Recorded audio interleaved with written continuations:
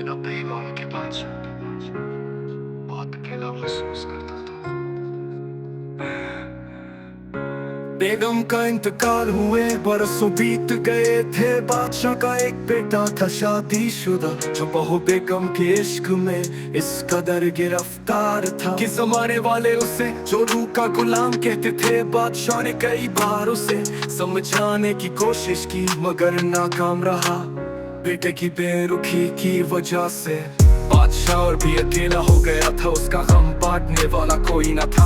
एक रात पास की रियासत से बेगम साहिबा तशरीफ लाई। बेगम के साथ उसका सिपहसालार भी था।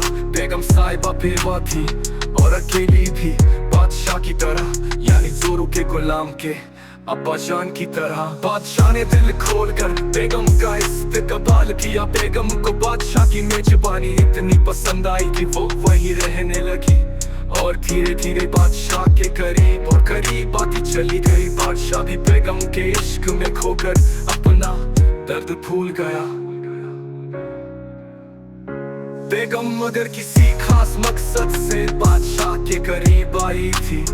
धीरे धीरे उसने बादशाह के सारे राज फाश कर लिए और सल्तनत की सारी खामियां और राज हासिल कर लिए। और फिर से सिपहसालार से मिलकर बादशाह की सल्तनत पर हमला करवा दिया, जिसमें बादशाह की करारी हार हुई। दरअसल सिपहसालार कोई मामूली इंसान नहीं था, वो साजिश का हिस्सा था और बेगम का करीबी भी, यानी जैसे हुक्म का इक्का। अब वो बेताज बादशाह बन गया था और बादशाह मोहताज हो गया था। उस कहानी में बादशाह कहीं का है, बेगम किसी और की है, गुलाम जोरू का है, हुक्म का इक्का कोई और है, यानी किसी का किसी से कोई रिश्ता नहीं है।